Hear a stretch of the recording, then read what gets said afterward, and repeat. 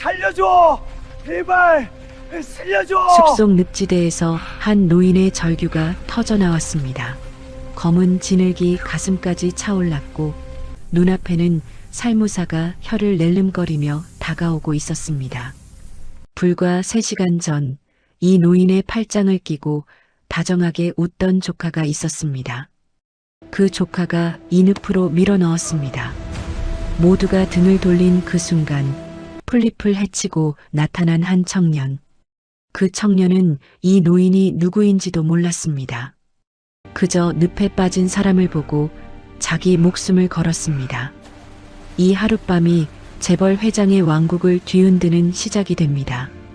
이야기 시작 전에 지금 이 목소리가 닿고 있는 곳이 어디인지 알려주시면 그곳으로 눈부신 행운이 가득하길 바랄게요. 오늘의 사연 지금 시작합니다.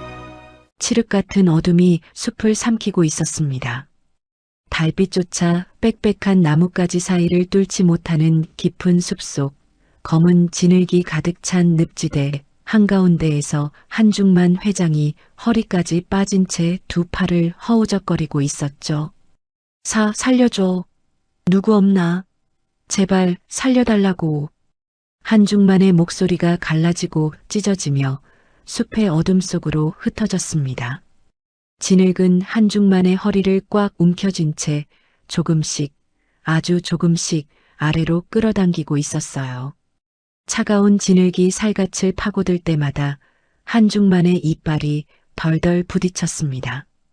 바로 그때 한중만의 코앞 두어 걸음 되는 곳에서 무언가가 스르륵 풀잎을 헤치며 다가왔습니다. 붉은 빛이 감도는 두 눈이 어둠 속에서 번뜩였죠. 팔뚝만 한 굵기의 살무사 한 마리가 납작한 머리를 들어 올리며 가느다란 혀를 낼름거렸어요. 으아. 한중만의 입에서 신음이 새어나왔습니다. 손가락 하나 까딱하면 뱀이 튀어오를 것 같았죠. 진흙은 계속 가슴팍을 향해 차올랐고 뱀은 또아리를 틀며 목을 세웠어요. 한중만의 눈동자가 공포로 흔들리며 입술이 파랗게 질려갔습니다. 그 순간 어둠을 가르며 한 사내가 뛰어들었습니다. 움직이지 마세요. 낮지만 단단한 목소리가 한중만의 귀를 때렸어요. 후드 달린 낡은 점퍼를 걸친 청년이 헤드랜턴의 불빛을 뱀을 향해 쏘아붙이며 다가왔죠. 청년은 주저없이 왼손으로 뱀의 머리 바로 뒤를 낚아채 움켜쥐었습니다. 뱀이 몸통을 미친 듯이 꿈틀거렸지만 청년의 소나기는 꿈쩍도 하지 않았어요. 청년이 이를 악물고 뱀을 숲 저편으로 힘껏 내던졌습니다. 뱀이 어둠 속으로 사라지자마자 청년은 거침없이 늪 가장자리로 뛰어내려왔죠. 잡으세요. 이거 꽉 잡으세요. 청년이 근처에 굵직한 주목나무가지 하나를 꺾어 한중만에게 내밀었습니다. 한중만이 떨리는 손으로 가지를 움켜잡았어요. 놓으면 안 됩니다. 절대 놓지 마세요. 청년이 허리까지 진흙에 잠기면서도 주목나무 뿌리에 발을 걸치고 온몸에 힘을 짜내 가지를 당겼습니다. 진흙이 꿀꿀거리는 소리를 내며 한중만의 몸을 붙잡고 놓아주질 않았죠. 제발 살려줘. 한중만의 입에서 기어나오는 목소리는 이미 울음이 섞여 있었어요. 국내에서 손꼽히는 대기업의 회장이라는 사람이 지금 생면부지의 청년에게 목숨을 구걸하고 있었습니다. 청년이 이를 악물고 다시 한번 온 힘을 쏟아가지를 잡아당겼습니다. 진흙이 쩍 소리를 내며 한중만의 몸을 조금씩 놓아주기 시작했죠. 조금만 더 버텨요. 청년의 팔뚝에 핏줄이 굵게 솟아올랐어요. 한중만의 상체가 서서히 진흙 위로 올라오는 순간 한중만의 눈이 스르르 감겼습니다. 의식이 빠져나가고 있었죠. 안 돼요. 눈 뜨세요. 눈 떠. 청년이 외치며 마지막 힘을 짜냈습니다. 진흙 밖으로 한중만의 몸이 끌려 나왔고 청년은 한중만을 단단한 땅 위에 눕히고서야 무릎을 꿇으며 거친 숨을 몰아쉬었어요. 한중만의 입술은 시퍼렇게 질려 있었고 온몸이 차가운 진흙투성이었습니다. 숨은 붙어 있었지만 가늘고 위태로웠죠. 이러다 얼어 죽겠어. 청년이 한중만의 손목을 짚으며 인상을 찌푸렸습니다. 바로 그때 덤불 사이에서 후다닥 발자국 소리가 들려왔어요. 거기 누구세요? 떨리는 여자 목소리와 함께 카메라 가방을 맨 젊은 여자가 헤드랜턴 불빛을 비추며 나타났습니다. 야간 출사를 나왔다 길을 잃은 서윤이었죠. 서윤은 진흙투성이의 한중만과 그 옆에 무릎 꿇은 청년을 보자마자 눈이 휘둥그레졌어요. 세상에, 이분 왜 이래요? 서윤이 카메라 가방을 내던지며 달려왔습니다. 늪에 빠져 계셨어요. 체온이 너무 떨어졌습니다. 뭐라도 덮을 게 있으면. 청년이 한중만의 이마에 손을 대며 다급하게 말했어요. 서윤은 한순간도 망설이지 않았습니다. 걸치고 있던 두꺼운 겉옷을 벗어 한중만의 상체를 감쌌죠. 이렇게 하면 돼요? 네, 고맙습니다. 일단 바람을 막아야 해요. 청년이 고개를 끄덕이며 한중만의 젖은 옷깃을 풀어주었습니다. 서윤은 한중만의 파랗게 질린 얼굴을 내려다보며 입술을 꽉 깨물었어요. 이 깊은 숲속에서 이 시간에 이 노인이 왜 혼자 늪에 빠져 있었는지 도무지 이해할 수 없었죠. 불과 3시간 전이었습니다. 해가 뉘엿뉘엿 기울던 오후 한중만은 조카 성준의 팔짱을 낀 채 숲으로 들어섰어요. 숙부, 요즘 스트레스가 많으시잖아요. 이 길로 가면 전망대가 나오는데 경치가 기가 막힙니다. 성준이 환한 웃음을 지으며 한중만의 등을 토닥였습니다. 그래, 네가 이런 걸 다 챙기고. 고맙다, 성준아. 한중만이 조카의 얼굴을 흐뭇하게 바라보며 웃었죠. 성준은 그 시선을 받으며 눈을 반달로 접었습니다. 하지만 성준이 앞서 걸으며 한중만에게 등을 보인 순간 성준의 입꼬리가 차갑게 올라갔어요. 숙부, 이쪽으로 오세요. 길이 좀 좁은데 제가 앞에서 갈게요. 성준이 지도에 표기되지 않은 샛길로 한중만을 이끌었습니다. 풀이 무성하고 나뭇가지가 얼굴을 때리는 험한 길이었죠. 성준아, 이 길이 맞는 거야? 너무 험한데. 한중만이 나뭇가지를 손으로 밀어내며 이마에 땀을 닦았어요. 거의 다 왔습니다. 숙부. 조금만 더 가면 됩니다. 성준의 목소리는 여전히 다정했습니다.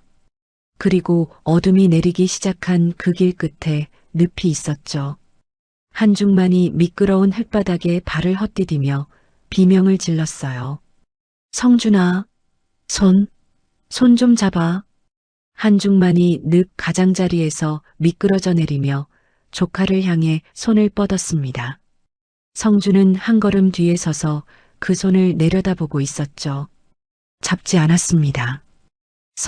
성준아, 뭐 하는 거야? 손을 잡으라고. 한중만의 목소리가 절규로 바뀌었어요. 성준의 얼굴에서 다정한 미소가 벗겨졌습니다. 그 아래에는 차갑고 텅 빈 눈동자만 남아 있었죠. 숙부. 성준이 한중만의 허리춤에서 위성 전화기를 빼내 들었습니다. 성준아, 뭐라는 거야? 한중만의 눈동자가 흔들렸어요. 성준이 위성 전화기를 손에서 가볍게 튕기듯 멀리 던져버렸습니다. 전화기가 어둠 속 덤불 너머로 사라지는 소리가 들렸죠. 이게 제일 깔끔하겠더라고요, 숙부. 성준이 고개를 살짝 기울이며 말했습니다. 마치 날씨 이야기를 하듯 담담한 목소리였어요. 네, 네가 나를. 한중만의 입이 벌어졌지만 말이 되어 나오지 않았습니다. 편히 쉬세요, 숙부. 이 숲에서요. 성준이 돌아섰습니다.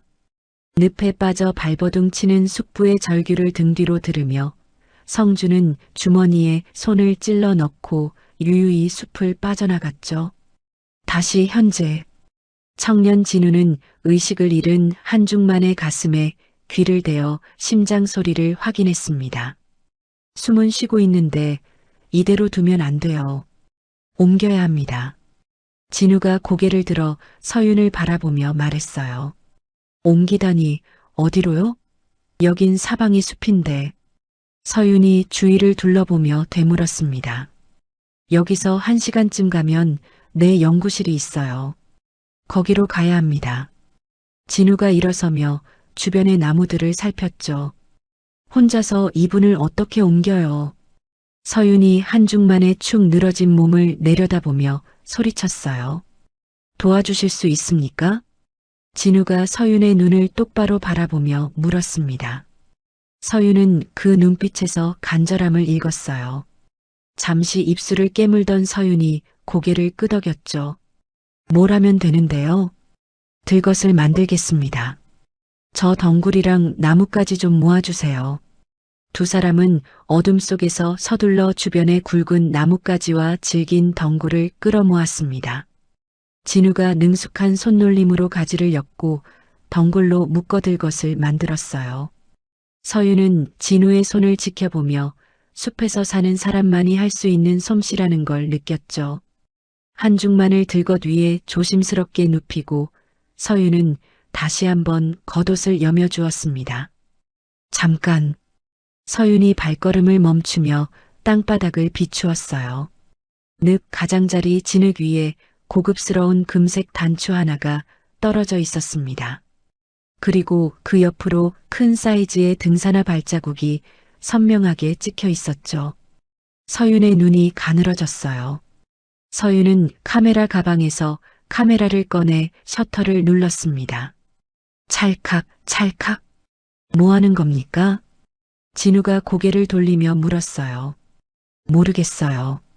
근데 남겨둬야 할 것 같아서요. 서윤이 카메라를 가방에 넣으며 낮은 목소리로 대답했습니다.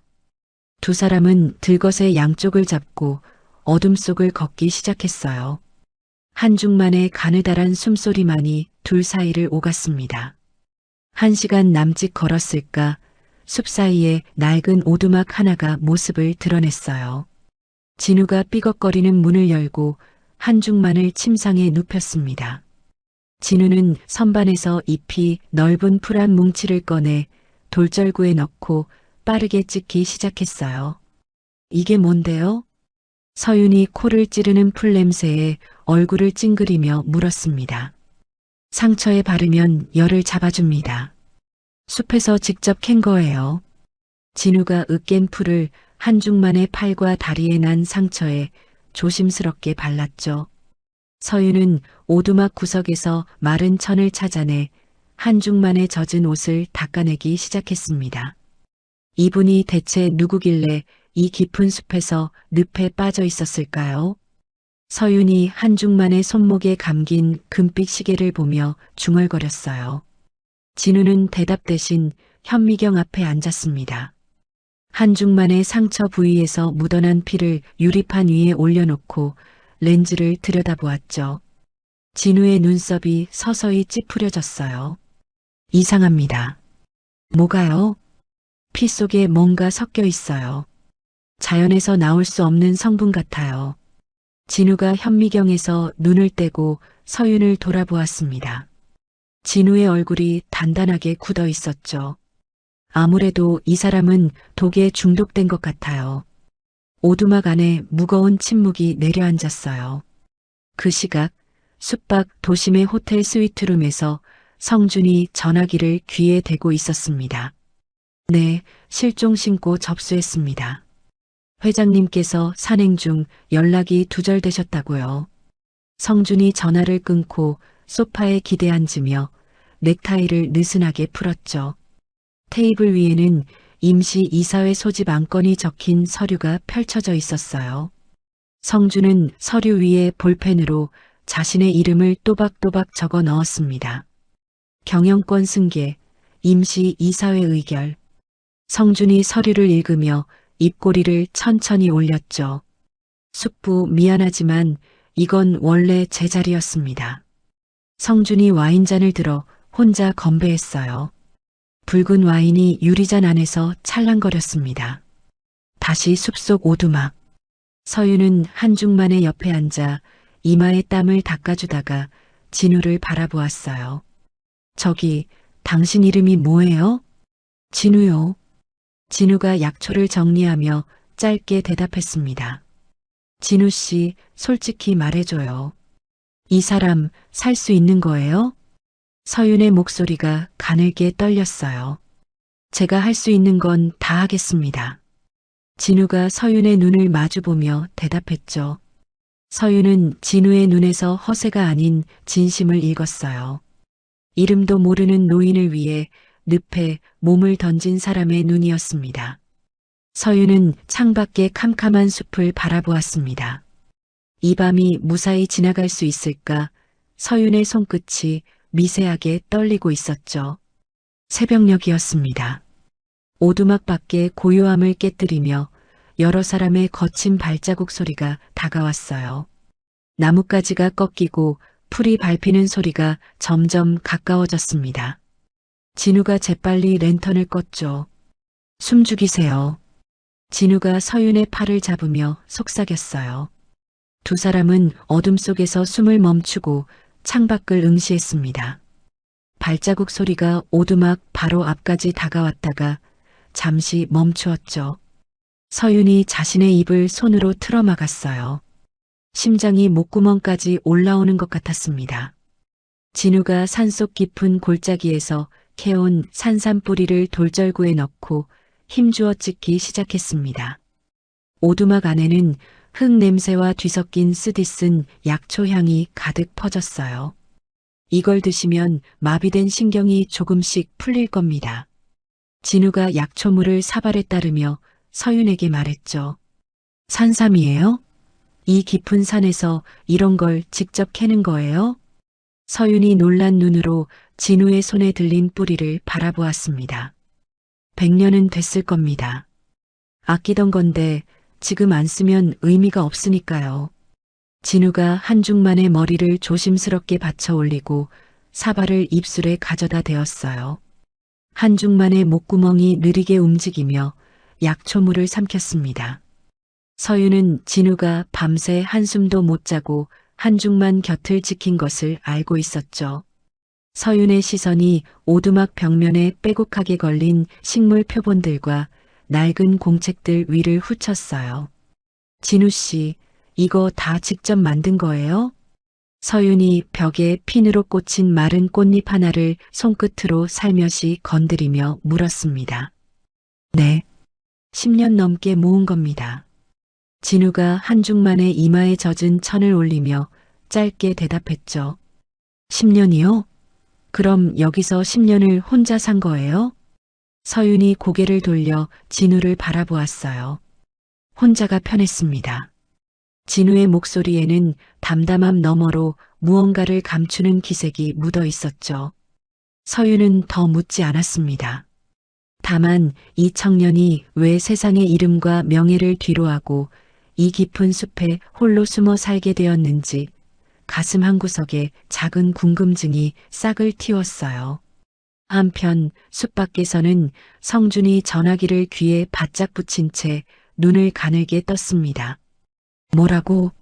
사고 현장 근처에 발자국이 더 있다고? 성준이 호텔 창문 앞에 서서 턱을 매만지며 되물었어요. 네, 구두 자국이 아닙니다.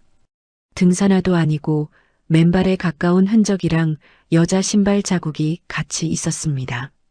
전화기 너머 부하의 목소리가 들려왔죠. 목격자가 있다는 소리잖아. 성준의 눈빛이 싸늘하게 식었습니다. 찾아. 숲 안에 누가 있는지 전부 뒤져. 사람을 더 넣어서라도. 성준이 전화를 끊고 주먹으로 창틀을 내리쳤어요. 손등에 핏줄이 솟아올랐습니다. 다시 오두막. 진우가 문 앞에 서서 귀를 기울이고 있었어요. 새벽에 들렸던 발자국 소리의 주인들이 다시 돌아올 수 있다는 불안이 진우의 어깨를 짓누르고 있었죠. 서윤 씨, 여기 오래 있으면 안 됩니다. 진우가 낮은 목소리로 말했습니다. 무슨 뜻이에요? 어젯밤에 들은 발자국, 보통 등산객이 아닙니다. 이 근처를 수색하고 있어요. 서윤의 얼굴이 굳었습니다. 그 사람들이 왜 우리를 찾는 건데요? 모릅니다. 하지만 이분을 이 상태로 여기 두고 있다간 전부 위험해집니다. 진우가 한중만 쪽을 턱짓하며 말했어요. 진우는 오두막 앞마당에 심어둔 식물들 사이를 걸으며 특정한 풀잎 몇 줄기를 꺾었습니다. 이게 뭔데요? 서윤이 따라 나오며 물었죠. 이 풀의 꽃가루가 피부에 닿으면 온몸이 가렵고 눈을 못 뜹니다. 수색하는 사람들이 이쪽으로 오면 바람에 날려보낼 겁니다. 진우가 꺾은 풀잎을 오두막 주변 바람길에 올려놓으며 설명했어요. 식물로 사람을 막는다고요? 서윤이 믿기 어렵다는 얼굴로 진우를 바라보았습니다. 숲에서는 식물이 가장 좋은 무기입니다. 진우가 담담하게 대답했죠. 멀리서 나뭇가지가 꺾이는 소리가 들렸어요. 진우의 몸이 즉각 긴장으로 굳었습니다. 지금 당장 움직여야 합니다. 진우가 오두막으로 뛰어들어가 한중만을 들것에 옮겨 실었어요. 서윤도 카메라 가방을 챙겨 메었죠. 두 사람은 들것을 들고 오두막 뒤편의 좁은 오솔길로 빠져나갔습니다. 길이라 부르기도 어려운 바위와 덤불 사이를 엮어 겨우 발을 디딜 수 있는 험한 너덜지대였어요. 조심하세요. 여기 돌이 잘 무너집니다. 진우가 앞에서 발을 디딜 자리를 확인하며 말했습니다. 서윤이 이를 악물고 들것의 뒤쪽을 받쳐 올렸어요. 팔뚝이 부들부들 떨렸지만 내려놓을 수는 없었죠. 가파른 경사가 이어지는 구간에서 서윤의 발밑돌이 와르르 무너졌습니다. 아! 서윤의 몸이 경사 아래로 기울었어요. 들것이 위험하게 흔들렸죠. 진우가 들것을 바위에 기대 세운 뒤 몸을 돌려 서윤의 손목을 낚아챘습니다. 서윤의 몸이 허공에서 멈추었어요. 잡았습니다. 괜찮죠? 진우가 서윤의 손목을 꽉 쥔 채 물었습니다. 두 사람의 얼굴이 한 뼘 거리에 마주했어요. 서윤의 눈동자에 진우의 얼굴이 가득 담겼죠. 네, 괜찮아요. 서윤이 숨을 고르며 대답했습니다. 진우가 서윤을 안전한 바위 위로 끌어올리고서야 손을 놓았어요. 서윤의 손목에는 진우의 손가락 자국이 붉게 남아 있었죠. 두 사람은 다시 들것을 들고 말없이 걸었습니다. 얼마를 더 걸었을까 한중만의 입에서 가느다란 신음이 흘러나왔어요. 한중만의 눈꺼풀이 파르르 떨리더니 천천히 열렸습니다. 흐릿한 시야에 울창한 나뭇가지들과 낯선 두 얼굴이 들어왔죠. 여기가 어디야? 한중만이 갈라진 목소리로 중얼거렸어요. 정신이 드셨군요. 안전한 곳으로 이동 중입니다. 진우가 들것을 내려놓으며 한중만의 상태를 살폈습니다. 한중만은 진우의 낡은 점퍼와 흙투성이 손, 그리고 헐벗다시피 한 차림새를 위아래로 훑어보았어요. 그리고 서윤의 얼굴과 자신의 몸을 감싸고 있는 여자 겉옷을 번갈아 보았죠. 자네들이 나를 끌고 온 건가? 한중만이 몸을 일으키려다 팔에 힘이 풀려 다시 드러누우며 말했습니다. 네. 어젯밤에 늪에서 구했습니다. 진우가 고개를 끄덕였어요. 한중만은 잠시 진우를 뚫어지게 바라보더니 입을 열었습니다. 얼마면 되겠나? 네. 진우가 되물었죠. 돈 말이야. 얼마를 원하느냐고. 목숨값이든 뭐든 수고비는 두둑이 쳐줄 테니 말해봐. 한중만이 고개를 돌려 숲을 둘러보며 툭 던지듯 말했습니다. 국내 최고의 기업 회장답게 늪에서 건져 올려진 지 반나절도 안 되어 돈으로 상황을 정리하려는 투였어요. 진우의 표정이 굳었습니다. 입술을 한번 꾹 다물었다가 아무 말 없이 고개를 돌려 약초 보따리를 풀기 시작했죠. 서윤은 달랐습니다. 서윤의 두 눈이 활활 타올랐어요. 지금 뭐라고 하신 거예요? 서윤이 한중만 앞으로 성큼 다가서며 말했습니다. 이 사람이 어젯밤에 어떻게 했는지 아세요? 뱀을 맨손으로 잡아 던지고 늪에 같이 빠져가면서 당신을 끌어냈어요. 죽을 수도 있었다고요. 서윤의 목소리가 떨리며 높아졌죠. 그런데 눈 뜨자마자 하는 소리가 얼마를 원하느냐고요? 당신을 죽이려고 그 늪에 누군가 밀어넣은 것 같아요. 한중만의 눈이 커졌습니다. 뭐라고? 발자국이 다 남아 있었다고요. 서윤이 카메라를 꺼내 늪 주변에서 찍은 사진을 한중만의 눈앞에 들이밀었어요. 금색 단추와 큰 등산화 발자국이 선명하게 찍혀 있었습니다. 그리고 당신을 살린 건 이 사람이에요. 이분이 자기 목숨 걸고 당신을 살렸단 말이에요. 서윤이 진우를 가리키며 외쳤죠. 한중만의 입이 벌어졌다가 닫혔습니다. 성준의 얼굴이 머릿속을 스치고 지나갔어요. 숲으로 들어서며 자신의 팔을 다정하게 잡아주던 그 손, 늪 앞에서 손을 내밀었을 때 잡아주지 않던 그 손, 한중만의 턱이 미세하게 떨렸습니다. 두 주먹을 불끈 쥐었다가 힘없이 풀었어요. 성준이가 정말로. 한중만이 중얼거리다 말끝을 흐렸죠. 입을 굳게 다물고 고개를 돌렸습니다. 한중만의 눈가가 붉어졌어요. 진우는 등을 돌린 채 약초를 다듬고 있었습니다. 서윤의 말에도 한중만의 반응에도 아무런 대꾸를 하지 않았죠. 무거운 침묵이 세 사람 사이를 감쌌어요. 같은 시각 도심의 한 방송국 뉴스룸에서는 성준이 미리 흘린 정보가 자막으로 흐르고 있었습니다. 한중만 회장, 최근 알츠하이머 의심 증세로 경영 공백 우려. 성준의 오른팔 격인 부하가 전화기를 들고 보고했어요. 대표님, 기사 나갔습니다. 주요 포털 3곳 다 올라왔습니다. 좋아. 이사들한테도 돌려. 회장이 돌아오더라도 정상이 아니었다는 걸 못 박아둬야 해. 성준이 소파에 다리를 꼬고 앉아 노트북 화면을 넘기며 지시했죠. 다시 숲속. 진우가 오두막에서 챙겨 나온 마지막 약초를 우려내 한중만에게 건넸습니다. 드세요. 쓰지만 다리 감각이 돌아올 겁니다. 한중만이 사발을 받아 한 모금 마셨어요. 얼굴이 찌푸려졌지만 억지로 삼켰습니다. 뭐가 이렇게 쓴 만큼 듣는 겁니다. 진우가 담담하게 대답했죠. 잠시 후 한중만이 발가락을 꼼지락거렸어요.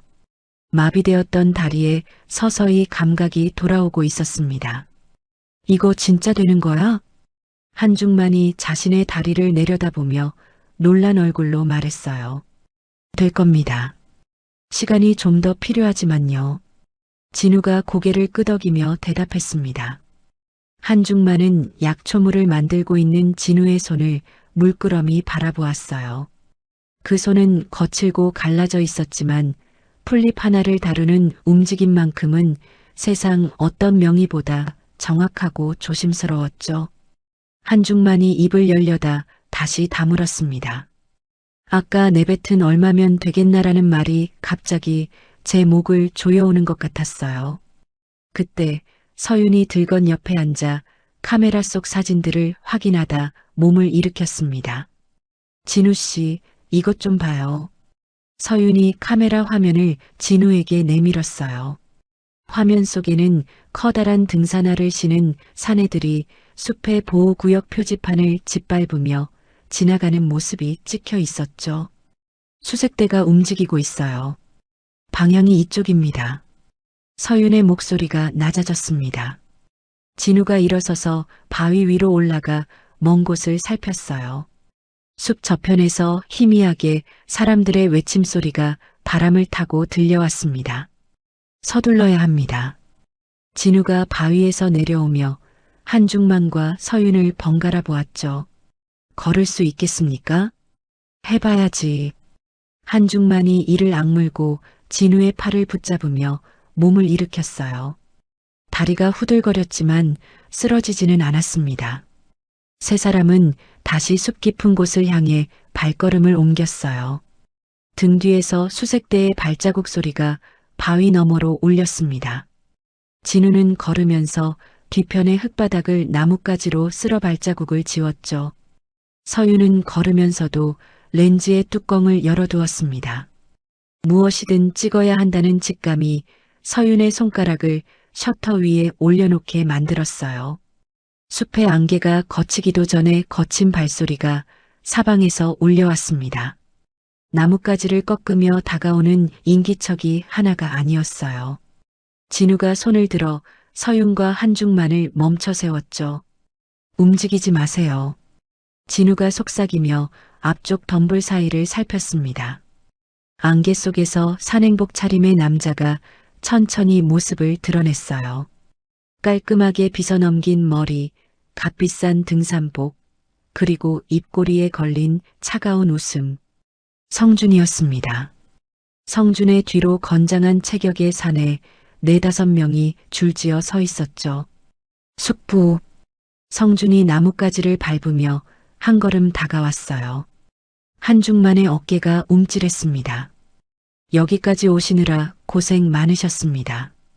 다리도 불편하신데. 성준이 혀를 차며 고개를 가웃거렸죠. 성준아. 한중만이 떨리는 목소리로 조카의 이름을 불렀어요. 근데 숙부, 왜 이렇게 즐기세요? 사람이 좀 편하게 보내드리려고 했더니. 성준이 장갑을 낀 손으로 턱을 매만지며 말했습니다. 다정한 척하던 가면은 이미 벗겨져 있었어요. 성준의 눈에는 숙부를 향한 온기가 한 방울도 남아있지 않았죠. 한중만의 입술이 파르르 떨렸습니다. 네가 정말 나를 죽이려 한 거냐?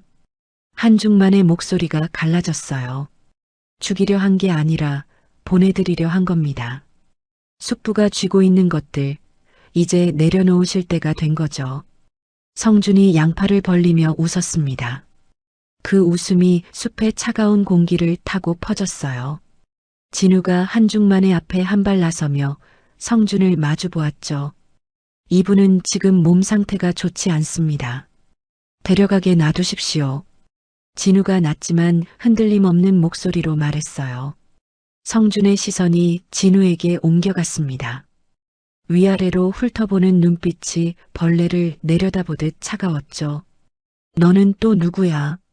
이 촌 구석에서 풀이나 뜯던 놈이 어디서 나타나서 참견이야. 성준이 코웃음을 치며 말했어요. 진우는 대답하지 않았습니다. 대신 서윤의 팔을 살짝 잡아당겨 한중만과 함께 뒤편 바위 틈새 쪽으로 물러서게 했죠. 서윤 씨, 회장님을 데리고 저 바위 뒤로 가세요. 진우가 서윤에게만 들리도록 속삭였어요. 진우 씨는요? 서윤이 다급하게 되물었습니다. 시간을 벌겠습니다. 가세요, 빨리. 진우가 서윤의 등을 밀었죠. 서윤은 입술을 꽉 깨물며 한중만의 팔을 잡아 바위 뒤로 몸을 숨겼어요. 진우는 성준의 부하들을 향해 천천히 옆으로 걸음을 옮기기 시작했습니다. 부하들의 시선이 자연스럽게 진우를 따라갔죠. 잡아. 성준이 턱짓했어요. 부하들이 진우를 향해 달려들었습니다. 진우는 몸을 낮추며 왼쪽의 쐐기풀 굴락 속으로 뛰어들었어요. 부하들이 뒤따라 굴락 안으로 뛰어들어간 순간 날카로운 비명이 터졌죠. 으악! 뭐야 이게! 피부가 따가워. 눈을 못 뜨겠어. 쐐기풀의 가시털에 닿은 피부가 빨갛게 부풀며 타는 듯한 통증이 온몸에 퍼진 겁니다. 부하들이 얼굴을 감싸 쥐고 땅바닥을 뒹굴었어요. 성준의 얼굴이 일그러졌습니다. 이 쥐새끼가. 성준이 등에 메고 있던 등산용 스틱을 뽑아들었어요. 날카롭게 깎인 금속 끝이 빛을 받아 번뜩였죠. 성준이 쐐기풀 굴락을 피해 돌아가며 진우를 향해 스틱을 내리쳤습니다. 진우가 몸을 굴려 피했지만 스틱 끝이 진우의 왼쪽 팔뚝을 스쳤어요. 옷이 찢어지며 피가 배어 나왔습니다. 촌놈 주제에 재벌 집안일에 끼어든 대가를 치르게 해줄게. 성준이 스틱을 다시 치켜들며 진우를 낭떠러지 쪽으로 밀어붙였죠. 진우는 뒤로 밀리면서도 발밑의 지형을 살폈습니다. 등 뒤로 바위 끝이 느껴졌어요. 성준이 웃으며 스틱을 앞으로 찔렀습니다. 진우가 순간적으로 몸을 숙이며 성준의 다리를 걸었어요.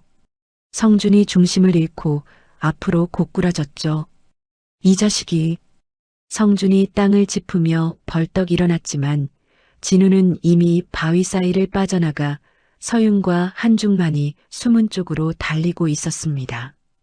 바위 뒤에서 서윤이 한중만의 팔을 부축하고 있었어요. 이쪽입니다. 빨리.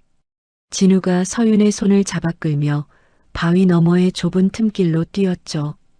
한중만은 비틀거리는 다리를 끌며 이를 악물고 따라갔습니다. 바위 너머로 성준의 광기 어린 목소리가 울려 퍼졌어요. 숙부, 거기서 어차피 이 숲에서 못 나가. 한중만의 이마에 식은땀이 흘러내렸습니다. 자신이 키워주고 먹여 살린 조카의 목소리가 지금 자신을 사냥하는 짐승의 울음소리로 들렸어요. 서윤은 뛰면서도 카메라를 꺼내 들었습니다. 뒤를 돌아보며 성준이 스틱을 휘두르는 모습, 부하들이 쐐기풀에 쓰러져 있는 모습을 연달아 촬영했죠. 손이 떨렸지만 셔터에서 손가락을 떼지 않았어요. 세 사람이 숨가쁘게 달린 끝에 좁은 계곡 위 절벽에 다다랐습니다. 절벽 아래로 폭포가 쏟아지며 하얀 물보라를 일으키고 있었어요. 여기서 어떻게 해요? 서윤이 절벽 아래를 내려다보며 소리쳤습니다. 내려가야 합니다.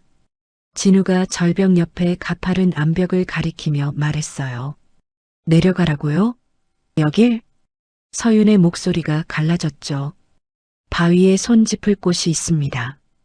제가 앞서갈 테니 제발 디디는 곳을 따라오세요. 진우가 서윤의 두 눈을 똑바로 바라보았어요. 나를 믿으세요. 서윤의 입술이 떨렸습니다. 하지만 진우의 눈에서 흔들림을 찾을 수 없었어요. 서윤이 떨리는 고개를 끄덕였죠. 진우가 먼저 암벽에 발을 걸고 내려가기 시작했습니다.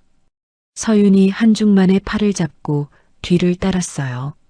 한중만은 이를 악물고 바위를 움켜쥐며 한 발 한 발 내려갔죠.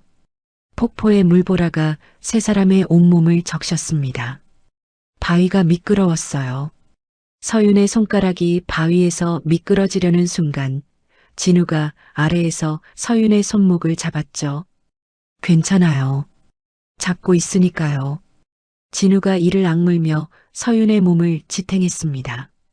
절벽 위에서 성준의 얼굴이 나타났어요.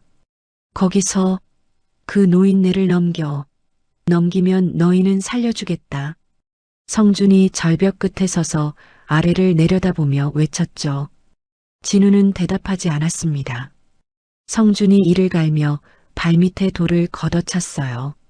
주먹만 한 돌덩이가 절벽 아래로 굴러떨어졌습니다. 위에서 돌 던진다. 몸 붙여요. 진우가 외치며 한중만과 서윤을 바위 틈새로 밀어넣었죠. 돌덩이가 진우의 오른쪽 어깨를 스치며 떨어져 내렸어요. 진우가 이를 악물며 신음을 삼켰습니다. 진우 씨, 서윤이 비명을 질렀어요. 괜찮습니다. 내려가요. 멈추면 안 돼요. 진우가 오른팔을 움켜쥐며 말했죠. 어깨에서 피가 배어 나왔지만 진우는 한 손으로 바위를 잡고 계속 내려갔습니다. 바위 틈 아래 움푹 파인 굴이 나타났어요. 진우가 서윤과 한중만을 그 안으로 밀어 넣었죠. 여기서 잠깐 숨으세요. 진우가 굴 입구를 등으로 막으며 위를 올려다보았습니다. 성준이 절벽 위에서 또다시 돌을 굴려보냈어요. 돌무더기가 쏟아져 내렸고 진우가 몸으로 굴 입구를 막아냈습니다. 한중만은 굴 안에서 조카의 목소리를 듣고 있었어요. 자신의 돈으로 유학을 보내주고 자신의 품에서 키워주고 자신의 회사를 물려주려 했던 조카. 그 조카가 지금 자신의 머리 위에서 돌을 던지며 죽으라고 외치고 있었죠. 한중만의 두 손이 부르르 떨렸습니다. 주먹을 쥐려 해도 힘이 들어가지 않았어요. 분노인지 슬픔인지 알 수 없는 것이 가슴 밑바닥에서 치밀어 올랐죠. 그 사이 서윤의 발이 뭔가를 밟았어요. 가죽 가방이었습니다. 이게 뭐지? 서윤이 가방을 열었어요. 안에는 서류 묶음이 빼곡하게 들어 있었죠. 성준의 수행 비서가 겁에 질려 도망치다 떨어뜨린 것이었습니다. 서윤이 서류를 펼쳐 진우에게 내밀었어요. 진우 씨, 이거 봐요. 진우가 서류를 받아들고 눈을 훑었습니다. 진우의 손가락이 멈추었어요. 이건 계약서 같은데요. 진우가 서류를 한중만에게 보여주었죠. 한중만이 떨리는 손으로 서류를 받아들었습니다. 한 장 한 장 넘길 때마다 한중만의 얼굴에서 핏기가 빠져나갔어요. 이게 전부 성준이가. 한중만의 손에서 서류가 떨어졌습니다. 한중만은 두 손으로 얼굴을 감싸쥐며 고개를 떨구었어요. 밖에서 빗방울이 떨어지기 시작했습니다. 처음에는 한두 방울이었지만 순식간에 하늘이 무너지듯 폭우가 쏟아졌죠. 계곡물이 눈에 띄게 불어나며 바위를 삼키기 시작했어요. 절벽 위에서 성준이 쏟아지는 빗줄기 속에서 아래를 내려다보았습니다. 이 빗줄기에 저 계곡물이면 끝이야. 성준이 젖은 머리카락을 쓸어 넘기며 중얼거렸어요. 가자. 어차피 죽었어. 성준이 부하들을 이끌고 절벽에서 물러났습니다. 굴 안에서 진우는 불어나는 물소리를 듣고 있었어요. 서윤이 떨리는 눈으로 진우를 바라보았죠. 진우 씨, 우리 어떡해요? 방법이 있습니다. 진우가 굴 밖으로 고개를 내밀어 빗줄기 속 지형을 살폈어요. 불어난 물이 계곡을 따라 흘러내리며 흙탕물이 되어온 사방을 덮고 있었죠. 이 물길을 따라가면 숲에서 가장 깊은 곳으로 갈 수 있습니다. 거기는 아무도 모르는 곳이에요. 진우가 서윤과 한중만을 돌아보며 말했습니다. 가장 깊은 곳이라니 거기가 어딘데요? 서윤이 물었어요. 금지된 숲이라고 부르는 곳입니다. 거기까지 가면 당분간은 안전해요. 진우가 한중만의 팔을 잡아 일으켰죠. 세 사람은 쏟아지는 빗속으로 몸을 던졌습니다. 흙탕물이 발목을 잡았지만 멈출 수 없었어요. 진우가 앞서 걸으며 물길을 헤쳐나갔고 서윤이 한중만을 부축하며 뒤를 따랐죠. 빗소리가 숲을 삼키며 세 사람의 발자국을 지워주었습니다. 다음 날 아침 안개가 자욱하게 내려앉은 숲은 온통 젖은 흙 냄새로 가득했습니다. 진우가 쓰러진 나무 밑에 임시로 만든 은신처에서 먼저 눈을 떴어요. 오른쪽 어깨가 욱신거렸지만 진우는 인상을 찌푸리며 몸을 일으켰죠. 서윤이 한중만의 옆에서 웅크린 채 잠들어 있었습니다. 한중만은 눈을 감고 있었지만 가슴이 규칙적으로 오르내리는 걸 보니 숨은 안정되어 있었어요. 진우가 은신처 밖으로 나가 주변을 살피던 중 어제 발견한 가죽 가방이 보였습니다. 가방을 뒤져보니 작은 기계가 나왔어요. 이게 뭐지? 기계를 들여다보았죠. 녹음기였습니다. 옆면에 작은 글씨로 이름이 새겨져 있었어요. 진우가 녹음기의 재생 버튼을 눌렀습니다. 지직거리는 소리 사이로 성준의 목소리가 흘러나왔어요. 숙부한테 넣는 양을 좀 더 늘려. 천천히, 아주 천천히. 갑자기 쓰러지면 의심받으니까. 이어서 다른 남자의 목소리가 들렸죠.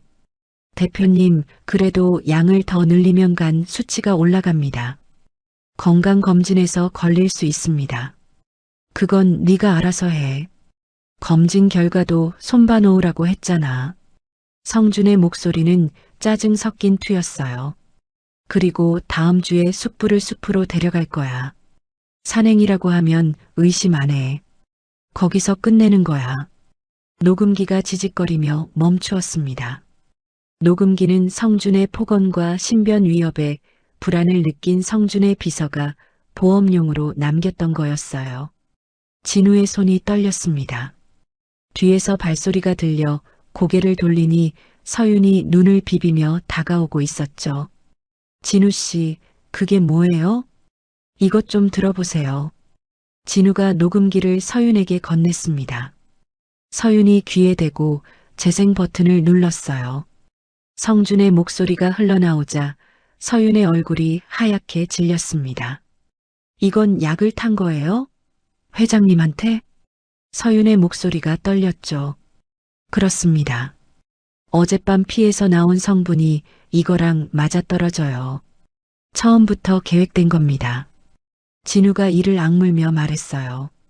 서윤이 녹음기를 쥔 손에 힘을 주었습니다.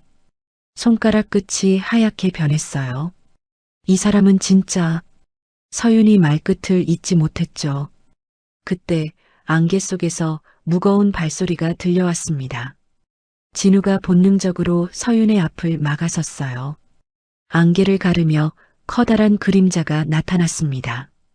백발의 노인이 거대한 멧돼지 사체를 한쪽 어깨에 메고 다른 손에는 길고 날카로운 사냥용 칼을 들고 서 있었죠. 노인의 눈이 진우와 서윤을 훑더니 그 뒤에 누워있는 한중만에게 멈추었어요. 노인의 얼굴이 돌처럼 굳었습니다. 너희 여기서 뭘 하고 있는 거냐? 노인이 칼을 앞으로 내밀며 낮고 거친 목소리로 물었어요. 저희는 해칠 생각이 없습니다. 이분이 다쳐서 피신하고 있는 겁니다. 진우가 두 손을 들어 보이며 대답했죠. 노인의 시선이 다시 한중만의 얼굴에 꽂혔습니다. 노인의 눈동자가 흔들렸어요. 이 얼굴 한중만이야. 노인이 멧돼지 사체를 땅에 내려놓으며 한 걸음 다가왔습니다. 맞습니다. 아시는 분입니까? 진우가 물었어요. 알다마다. 노인의 목소리에 분노가 실렸죠. 이 자식 회사가 내 땅을 빼앗았어. 30년 살던 땅을 하루아침에 빼앗기고 항의했더니 나를 감옥에 쳐넣었지. 억울하게 3년을 썩었어. 노인이 한중만을 내려다보며 이를 갈았습니다. 칼을 쥔 손에 핏줄이 굵게 올라왔어요. 꺼져. 이 자식을 데리고 당장 여기서 꺼져. 노인이 칼끝을 진우에게 돌리며 으르렁거렸죠. 진우는 뒤로 물러서지 않았습니다. 대신 무릎을 꿇었어요. 어르신. 노인의 눈썹이 꿈틀했습니다. 저는 이 숲에서 10년 넘게 식물을 연구하며 살아온 사람입니다. 이 숲의 나무 한 그루, 풀 한 포기가 제겐 전부였습니다. 진우가 품에서 낡은 공책을 꺼내 노인 앞에 펼쳤어요. 빽빽하게 적힌 식물 기록과 손으로 그린 세밀화가 펼쳐졌죠. 이 회장님이 과거에 어르신께 큰 잘못을 저질렀다는 거 저도 압니다. 하지만 지금 이분을 죽이려는 사람이 있고 그 사람은 이 숲까지 불태울 수도 있어요. 진우의 목소리가 단단했어요. 노인의 눈이 가늘어졌습니다. 불태운다고? 네. 어젯밤에 쫓아온 자들이 있습니다. 회장님의 조카가 보낸 사람들이에요. 그 사람들은 우리를 찾기 위해 숲에 불을 지를 겁니다. 서윤이 진우의 옆에서 카메라를 꺼내 노인 앞에 내밀었어요. 어르신, 이것 좀 보세요. 서윤이 카메라 화면을 넘겼습니다. 성준의 부하들이 숲의 보호구역 표지판을 짓밟는 사진, 나무를 꺾으며 지나간 흔적, 그리고 기름통 같은 것을 나르는 모습이 찍혀 있었죠. 노인의 눈이 커졌어요. 이놈들이 내 숲에서 이런 짓을... 노인의 목소리가 떨렸습니다. 분노가 아닌 고통이 묻어나는 떨림이었어요. 어르신이 지키시는 이 숲을 진짜로 망가뜨리는 건 저 사람들입니다. 회장님을 살려야 이 숲도 지킬 수 있습니다. 진우가 노인의 눈을 올려다보며 말했죠. 노인은 한참 동안 진우를 내려다보았습니다. 그리고 누워있는 한중만을 보았어요. 다시 서윤의 카메라 속 사진을 보았죠. 노인이 긴 한숨을 내쉬었습니다. 강천복이다. 나를 강노인이라고 불러라.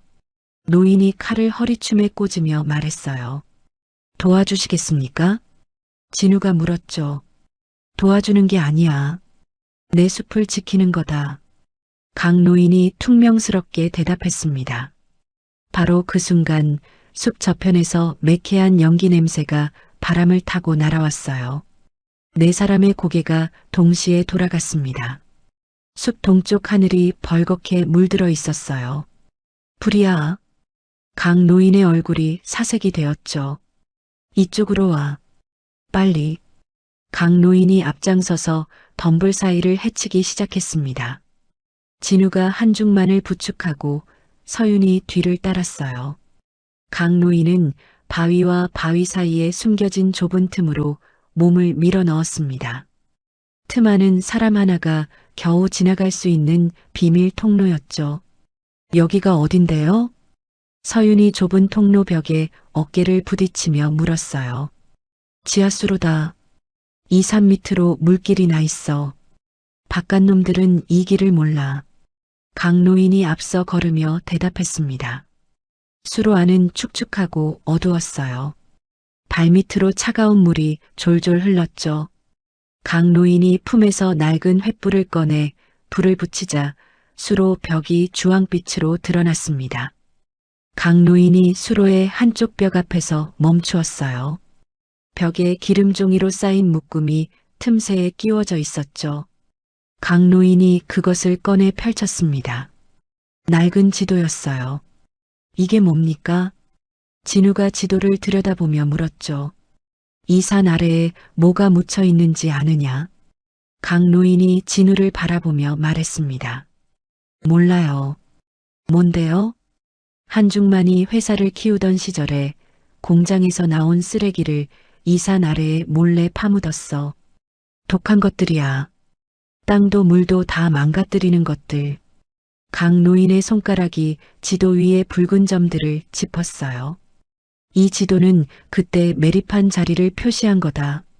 내가 감옥에서 나온 뒤에 직접 찾아서 그린 거야. 진우가 지도를 받아들고 한참 동안 들여다보았습니다. 진우의 눈빛이 달라졌어요. 어르신, 이거면 됩니다. 뭐가 된다는 거냐? 제가 숲에서 식물들이 왜 특정 구역에서 죽어가는지 연구한 자료가 있습니다.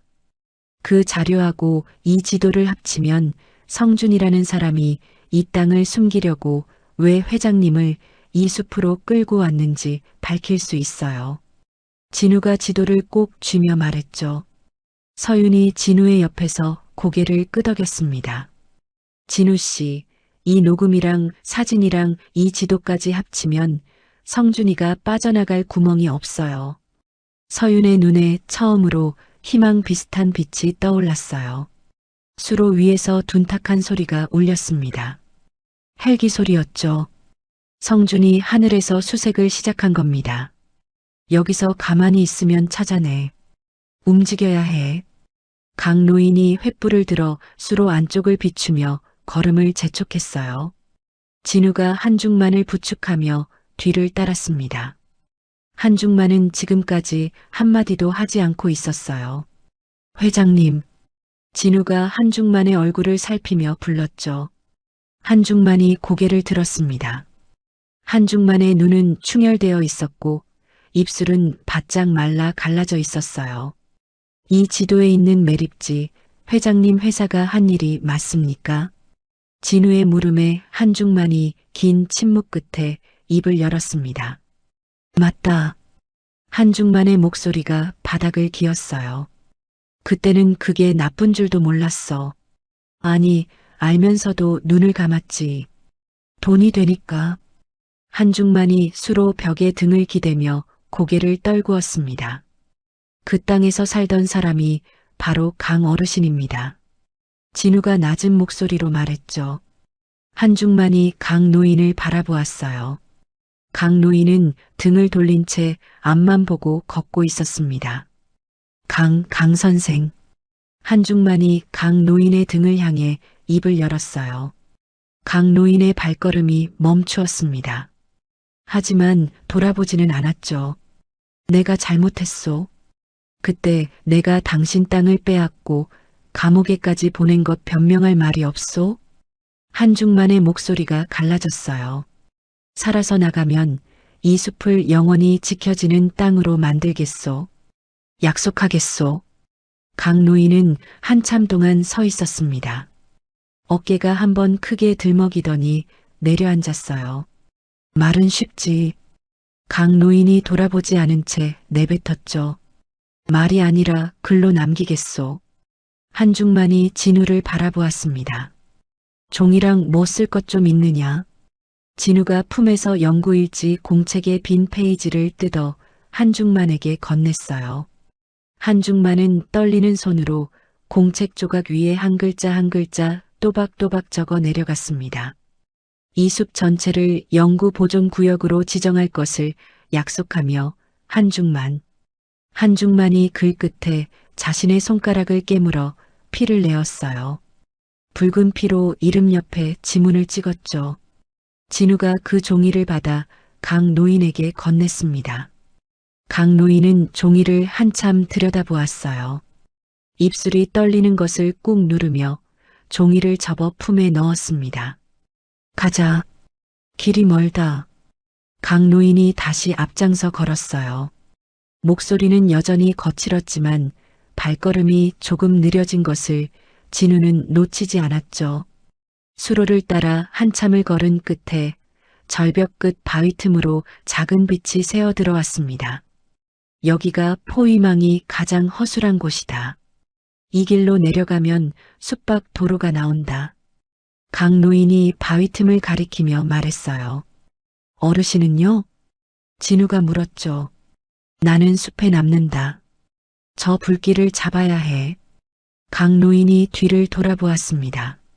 수로 저편에서 연기 냄새가 진하게 밀려오고 있었어요. 어르신, 위험합니다. 내 숲이야. 내가 지키는 게 당연하지. 강 노인이 진우의 어깨를 한번 툭 치며 말했어요. 가거라. 여기서 빠져나가면 내가 알려준 길 끝에 사람이 있다. 내 이름을 대면 도와줄 거야.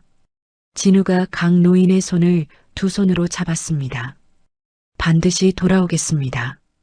강 노인이 손을 빼며 고개를 저었어요. 안 돌아와도 된다. 숨만 지켜지면 그만이야. 강 노인이 돌아서서 수로 안쪽 어둠 속으로 걸어 들어갔습니다. 횃불의 불빛이 점점 작아지다가 사라졌어요. 서윤이 바위 틈 밖으로 먼저 빠져나갔습니다. 진우가 한중만을 부축하며 뒤를 따랐죠. 절벽 아래로 좁은 산길이 이어졌고 산길 끝에 비포장 도로가 보였어요. 도로 위에 낡은 트럭 한 대가 서 있었습니다. 서윤이 카메라 가방 안에서 녹음기를 꺼내 꼭 쥐었어요. 진우는 품 안의 지도를 한번 만져보았죠. 세 사람이 비틀거리며 도로 위에 발을 디딘 순간 트럭 운전석에서 모자를 눌러 쓴 남자가 내렸습니다. 강 영감이 보냈나? 남자가 세 사람을 훑어보며 물었어요. 네. 강 어르신이 알려준 길로 왔습니다. 진우가 대답했죠. 남자가 고개를 끄덕이며 트럭 뒷문을 열었습니다. 타. 빨리. 세 사람이 트럭에 올라탔어요. 트럭이 비포장 도로를 달리기 시작했습니다. 서윤이 흔들리는 트럭 안에서 카메라 가방의 지퍼를 열고 전원 버튼을 눌렀어요. 위성 신호가 잡혔습니다. 서윤의 손가락이 빠르게 움직였죠. 녹음 파일과 사진 파일을 하나씩 골라 안전한 저장소로 보내기 시작했어요. 뭘 하는 겁니까? 진우가 물었습니다. 보험이에요. 이 증거들 우리 손에만 있으면 안 돼요. 어디서든 꺼낼 수 있게 해놓는 거예요. 서윤이 화면에서 눈을 떼지 않으며 대답했죠. 전송 완료. 서윤이 길게 숨을 내쉬었습니다. 트럭은 어둠이 내리는 산길을 달렸어요. 한중만은 트럭 구석에 기대 앉아 눈을 감고 있었습니다. 한중만의 입술이 소리 없이 움직였어요. 성준아, 이 숙부가 대체 뭘 잘못한 거냐? 아무도 듣지 못한 그 한마디가 흔들리는 트럭 안에서 사라졌습니다. 낡은 트럭이 멈춘 곳은 도심에서 한참 벗어난 외진 마을의 허름한 단층 집이었습니다. 담장 너머로 빛이 새어나오고 있었어요. 진우가 먼저 내려 한중만을 부축하고 서윤이 뒤를 따랐죠. 현관문이 열리며 안경을 쓴 중년 남자가 나타났습니다. 양복 위에 낡은 조끼를 걸친 차림이었어요. 남자는 한중만의 얼굴을 보자마자 두 손으로 입을 막았습니다. 회장님, 최 변호사. 한중만이 갈라진 목소리로 남자의 이름을 불렀어요. 최 변호사가 허둥지둥 달려와 한중만의 팔을 잡았습니다. 살아계셨습니까? 세상에, 살아계셨어요. 최 변호사의 안경 너머로 눈가가 붉어졌죠. 들어가서 얘기하자. 서 있기가 힘들다. 한중만이 최 변호사의 어깨에 기대며 말했어요. 네 사람이 안으로 들어섰습니다. 작은 거실에 낡은 소파와 서류 더미가 쌓인 책상이 놓여 있었죠. 최 변호사가 한중만을 소파에 앉히고 물을 가져왔어요. 여긴 어떻게? 한중만이 주위를 둘러보며 물었습니다. 성준이한테 밀려난 뒤로 여기서 지내고 있었습니다. 제가 알고 있는 것들이 위험하니까 숨어 있는 수밖에 없었어요. 최 변호사가 안경을 고쳤으며 대답했죠. 성준이가 뭘 했는지 알고 있었느냐? 한중만이 최 변호사의 눈을 바라보며 물었어요. 일부는 알고 있었습니다. 그래서 막으려다가 이 꼴이 된 거지요. 최 변호사가 쓴웃음을 지었습니다. 진우가 품에서 강 노인에게 받은 지도와 녹음기를 꺼내 책상 위에 올렸어요. 이게 뭡니까? 최 변호사가 지도를 펼치며 물었죠. 성준이가 회장님을 숲으로 끌고 간 진짜 이유입니다. 이 매립지 위치가 세상에 알려지면 회사가 망하거든요. 성준이는 회장님을 없애고 이걸 덮으려 한 겁니다. 진우가 지도 위에 붉은 점들을 짚으며 설명했어요. 최 변호사의 얼굴이 굳었습니다. 녹음기도 들어보세요. 성준이가 회장님한테 약을 탄 것부터 숲으로 유인한 계획까지 다 들어 있습니다. 서윤이 녹음기를 최 변호사 앞에 내밀었죠. 최 변호사가 녹음기를 재생했어요. 성준의 목소리가 흘러나올 때마다 최 변호사의 입술이 점점 일자로 굳어졌습니다. 녹음을 다 듣자. 최 변호사가 안경을 벗어 이마를 눌렀어요. 이 정도면 됩니다. 이 정도면 성준이를 끝장낼 수 있어요. 최 변호사가 안경을 다시 쓰며 고개를 들었죠. 근데 시간이 없습니다. 성준이가 해외 사람들하고 손잡고 회사의 핵심 기술을 넘기는 계약을 일주일 뒤에 하기로 했어요. 일주일? 한중만이 몸을 일으키며 되물었습니다. 네. 회장님이 돌아가셨다고 판단하는 순간 그 계약에 도장을 찍을 겁니다. 최 변호사가 서류 더미에서 문서 하나를 뽑아 한중만에게 건넸어요. 한중만이 서류를 읽는 동안 손이 떨렸습니다. 이놈이 회사를 통째로 팔아먹으려고. 한중만의 이빨 사이에서 쉭 하는 바람 소리가 새어나왔죠. 진우는 최 변호사가 마련해둔 작은 방에서 숲에서 가져온 약초를 꺼내 놓았습니다. 남은 약초는 많지 않았지만 진우는 한 입 한 입을 아끼며 다려 한중만에게 건넸어요. 이걸 사흘만 더 드시면 혼자 걸을 수 있을 겁니다. 진우가 사발을 한중만 앞에 놓으며 말했죠. 한중만이 사발을 들어 한 모금 마셨습니다. 여전히 쓴맛에 얼굴이 찌푸려졌지만 이번에는 군소리 없이 끝까지 비웠어요. 진우야. 한중만이 빈 사발을 내려놓으며 진우를 불렀습니다. 네. 네가 아니었으면 나는 그 늪에서 죽었다. 한중만이 진우의 눈을 똑바로 바라보았어요. 그건 누구라도 했을 겁니다. 진우가 고개를 숙이며 대답했죠. 아니야. 아무도 안 해. 한중만의 목소리가 떨렸습니다. 한중만이 몇 번 입을 열었다 닫았다 하더니 결심한 듯 말을 이었어요. 진우야, 내 법적 대리 권한을 전부 내게 맡기겠다. 네. 진우가 고개를 들었습니다. 최 변호사가 서류를 만들 거야. 내 이름으로 할 수 있는 모든 것을 네가 대신할 수 있게. 은인이 아니라 동업자로서 부탁한다. 한중만이 진우의 손을 잡았어요. 마른 손이었지만 힘이 들어가 있었죠. 진우는 한참 동안 한중만의 눈을 바라보았습니다. 제가 할 수 있는 건 식물밖에 모릅니다. 그 식물이 나를 살렸잖아. 그 식물로 그놈을 끝낼 수 있어. 한중만이 진우의 손을 놓지 않았어요. 진우가 천천히 고개를 끄덕였습니다. 최 변호사가 바로 서류 작업에 들어갔어요. 한중만의 서명이 들어간 공증 서류가 만들어졌죠. 그날 밤 서윤은 작은 방에서 노트북을 펼쳤습니다. 서윤이 아는 독립매체 기자에게 연락을 넣었어요. 나야. 큰 건이 있어. 숲에서 실종된 회장 이야기 들어봤지? 들었지. 알츠하이머라고 떠들던데. 그거 다 거짓말이야. 조카가 죽이려고 한 거야. 증거 있어. 전화기 너머에서 잠시 침묵이 흘렀어요. 보내줘. 바로 기사 나갈 수 있게. 서윤이 전화를 끊고 사진 파일 몇 장을 골라 전송했습니다. 숲이 훼손된 현장 사진과 성준의 부하들이 찍힌 사진이었죠. 전부 보내는 건 아직 안 돼요.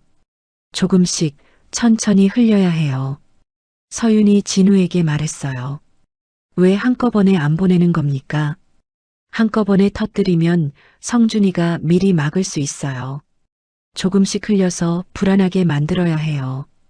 언제 뭐가 터질지 모르게. 서윤의 눈이 차분하게 빛났습니다. 카메라만 들던 사람이 아니었어요. 서윤은 사진이 세상을 바꿀 수 있다는 걸 아는 사람이었죠. 진우는 서윤의 옆에 앉아 숲에서 가져온 식물 데이터를 정리하고 있었습니다. 진우 씨, 네. 우리 끝까지 같이 가는 거죠? 서윤이 노트북에서 눈을 떼지 않은 채 물었어요. 그럴 생각입니다. 진우가 공책에서 눈을 떼지 않은 채 대답했죠. 서윤의 입꼬리가 살짝 올라갔습니다. 다음 날 아침 최 변호사가 거실에 4사람을 모았어요. 성준이의 돈 흐름을 추적했습니다. 성준이가 해외에 넘기려는 회사 지분 중에 상당수가 다른 사람 이름으로 관리되는 불법 자산이에요. 최 변호사가 서류를 펼치며 설명했죠. 쉽게 말하면 어떻다는 거요? 한중만이 물었습니다. 성준이가 계약에 도장을 찍는 순간 불법으로 모은 돈이 전부 드러나게 만들 수 있다는 뜻입니다. 도장을 찍게 내버려두면 오히려 성준이가 덫에 걸리는 거예요. 최 변호사가 안경 너머로 한중만을 바라보며 말했어요. 한중만이 천천히 고개를 끄덕였습니다. 그놈이 스스로 무덤을 파게 만드는 거로군. 네. 하지만 성준이가 계약을 서두르게 만들려면 미끼가 필요합니다. 최 변호사가 진우를 바라보았죠. 진우가 고개를 들었어요. 제가 미끼가 되면 됩니까? 진우 씨의 식물 연구, 그걸 사업으로 포장하는 겁니다. 성준이가 탐낼 만한 기술로 보이게 만들면 성준이가 직접 찾아올 거예요. 최 변호사가 말했습니다. 진우가 잠시 생각에 잠겼어요. 숲에서 찾은 식물 중에 암 치료에 쓸 수 있는 성분이 있는 게 있습니다. 아직 연구 단계지만 소문을 내면 성준이가 물 겁니다. 그거면 됩니다. 최 변호사가 고개를 끄덕였죠. 한중만이 소파에서 몸을 일으켰어요. 약초 덕분인지 다리에 힘이 돌아오고 있었습니다. 한중만이 테이블 위에 펜을 집어 종이 한 장에 무언가를 적었어요. 최 변호사. 네, 회장님. 이걸 성준이한테 전해. 내가 모든 권한을 포기하겠다고. 친필로 쓴 거니까 믿을 거야. 한중만이 종이를 최 변호사에게 건넸습니다. 회장님, 이게 무슨... 최 변호사가 종이를 받아들며 놀란 얼굴로 되물었어요. 거짓이야. 성준이를 방심하게 만들 거야. 그놈이 다 이겼다고 착각하게. 한중만의 눈에 예전의 날카로움이 돌아와 있었습니다. 늪에서 끌려 나온 노인의 얼굴이 아니었어요. 수십 년간 기업을 일군 사냥꾼의 얼굴이었죠. 성준이가 이걸 받으면 축배를 들 겁니다. 방심한 놈은 실수를 해. 실수하는 놈은 무너져. 한중만이 펜을 테이블에 내려놓으며 말했어요. 서윤은 한중만의 달라진 모습을 바라보며 카메라 끈을 고쳐 맸습니다. 그날 저녁 서윤이 고른 녹음 파일 일부가 익명으로 퍼져나갔어요. 성준의 목소리가 담긴 짧은 조각이었죠. 거기서 끝내는 거야. 그 한마디가 사람들의 입에 오르내리기 시작했습니다. 성준은 호텔방에서 노트북 화면을 노려보고 있었어요. 이게 어디서 나온 거야? 성준이 테이블을 내리치며 소리쳤습니다. 와인잔이 넘어져 붉은 액체가 하얀 테이블보 위로 번졌어요. 성준의 전화기가 쉴 새 없이 울렸죠. 대표님, 이사 3명이 전화를 안 받습니다. 대표님, 주가가 빠지고 있습니다. 성준의 이마에 핏줄이 솟았어요. 계약을 앞당겨. 내일 당장 만나자고 해. 성준이 전화기를 귀에 대며 다급하게 지시했습니다. 최 변호사가 준비해둔 덫이 성준의 발밑에서 서서히 조여오고 있었어요. 진우는 작은 방 책상에 앉아 새 공책을 펼쳤습니다. 숲에서 잃어버린 연구일지 대신 새로운 기록을 시작했어요. 첫 페이지에 한 줄을 적었죠. 숲이 태워진 날부터. 진우가 펜을 내려놓고 창밖의 어둠을 바라보았습니다. 석 달이 흘렀습니다. 서울 한복판의 대형 컨벤션홀 앞에 검은 승용차 한 대가 멈춰 섰어요. 뒷문이 열리며 깔끔한 감색 정장을 차려입은 진우가 내렸습니다. 석 달 전 숲속에서 낡은 점퍼를 걸치고 약초를 캐던 청년의 모습은 어디에도 없었죠. 진우는 한중만의 지원 아래 세운 식물 바이오 회사의 대표로서 이 자리에 선 거였어요. 컨벤션홀 안은 정재계 인사들로 가득 차 있었습니다. 오늘은 성준이 추진하는 환경보건 사업의 파트너를 발표하는 자리였죠. 진우가 홀 안으로 들어서자 사방에서 시선이 쏠렸어요. 저 사람이 요즘 난리인 그린 바이오 대표래. 숲에서 캔 식물로 오염된 땅을 살린다면서. 기술 시연 영상 봤는데 대단하더라고. 수군거리는 소리가 진우의 귀를 스쳤습니다.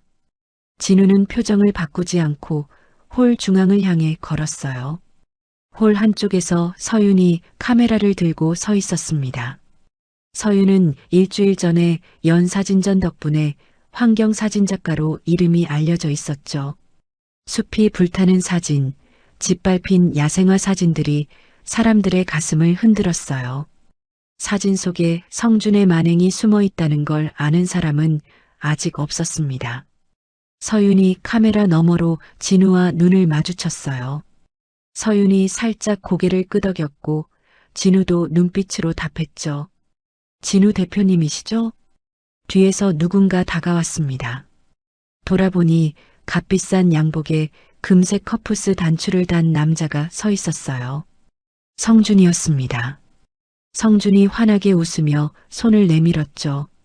성준입니다. 이번 사업의 총괄을 맡고 있습니다. 진 대표님 회사 기술이 정말 대단하더군요. 직접 뵙게 되어 영광입니다. 성준이 허리를 살짝 숙이며 공손하게 말했어요. 진우는 그 손을 잡았습니다. 늪 앞에서 숙부의 손을 외면한 그 손이었어요. 만나 뵙게 되어 반갑습니다. 진우가 미소를 지으며 대답했습니다. 목소리에 아무런 떨림도 없었어요. 성준은 진우의 얼굴을 유심히 살폈지만 숲속의 그 청년을 알아보지 못했죠. 석 달 전에 진우는 흑투성이의 상처투성이였고 지금의 진우는 정장을 입은 젊은 사업가였습니다. 진 대표님, 저희 쪽 사업에 큰 관심이 있으시다고 들었습니다. 기술 합작을 논의하고 싶은데 따로 시간을 내주실 수 있겠습니까? 성준이 와인잔을 집어들며 물었어요. 물론이죠. 좋은 기회가 될 것 같습니다. 진우가 고개를 끄덕였습니다. 성준의 입꼬리가 만족스럽게 올라갔어요. 성준은 진우의 기술이 자신의 매립지 문제를 덮어줄 완벽한 도구라고 믿고 있었죠. 그 뒤로 몇 주가 더 흘렀습니다. 성준은 한중만이 보낸 포기각서를 받은 뒤로 완전히 방심한 상태였어요. 그리고 오늘 성준의 그룹 회장 취임식이 열리는 날이었습니다. 초대형 호텔 연회장이 꽃과 조명으로 화려하게 장식되어 있었어요. 국내외 정재계 인사 수백 명이 자리를 채웠죠. 카메라 플래시가 쉴 새 없이 터졌습니다. 성준이 무대 위에 올라섰어요. 검은 정장에 붉은 넥타이, 머리카락은 한 올도 흐트러짐 없이 빗어 넘긴 모습이었죠. 오늘 이 자리에 서게 되어 감개무량합니다. 병 안으로 쓰러지신 숙부를 대신하여 저 한성준이 그룹의 미래를 이끌어가겠습니다. 성준이 양팔을 벌리며 선포했어요. 객석에서 박수가 터져 나왔습니다. 먼저 축하 연설을 해주실 분을 소개하겠습니다. 최근 환경 분야에서 가장 주목받는 젊은 경영인 그린바이오의 진우 대표님을 모시겠습니다. 사회자가 진우의 이름을 불렀어요. 진우가 자리에서 일어나 무대로 걸어갔습니다. 서윤이 연회장 뒤편 조종실에서 노트북을 펼치고 앉아 있었어요. 서윤의 손가락이 키보드 위에 올라가 있었죠. 진우가 무대 위 마이크 앞에 섰습니다. 귀한 자리에 불러주셔서 감사합니다. 진우가 객석을 둘러보며 입을 열었어요. 오늘 축하 인사를 드리기 전에 하나 들려드리고 싶은 이야기가 있습니다. 성준이 무대 아래 맨 앞줄에서 와인잔을 들고 여유롭게 웃고 있었죠. 어떤 숲에 늙은 나무 한 그루가 있었습니다. 진우의 목소리가 연회장에 울려 퍼졌어요. 그 나무 밑에서 자란 어린 덩굴이 하나 있었죠. 늙은 나무는 정성껏 덩굴을 키워주었습니다. 햇빛도 나눠주고 비도 막아주었어요. 성준이 와인잔을 입에 대며 가볍게 웃었습니다. 그런데 어느 날 그 덩굴이 늙은 나무의 뿌리를 파기 시작했습니다. 밤마다 조금씩 아무도 모르게 나무가 쓰러지면 그 자리를 차지하려고요. 성준의 웃음이 조금 옅어졌어요. 덩굴은 어느 깊은 밤 늙은 나무를 늪속으로 밀어 넣었습니다. 아무도 보지 않는 곳에서요. 그리고 유유히 돌아서며 이렇게 말했죠. 편히 쉬세요. 성준의 손이 멈추었습니다. 와인잔이 입술에 닿은 채로 굳어졌어요. 하지만 그 늙은 나무는 죽지 않았습니다. 누군가가 그 나무를 늪에서 끌어올렸거든요. 진우가 성준의 눈을 똑바로 바라보았어요. 성준의 얼굴에서 핏기가 사라졌습니다. 그리고 그 덩굴은 자기가 저지른 일이 전부 기록되어 있다는 걸 몰랐죠. 진우가 고개를 살짝 돌려 연회장 뒤편을 바라보았습니다. 순간 무대 뒤 대형 화면이 환하게 켜졌어요. 서윤이 조종실에서 재생 버튼을 눌렀죠. 화면에 어두운 숲이 나타났습니다.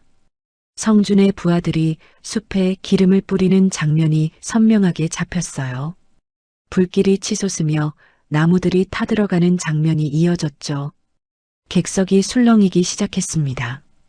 그리고 화면이 바뀌며 녹음 파일이 재생되었어요.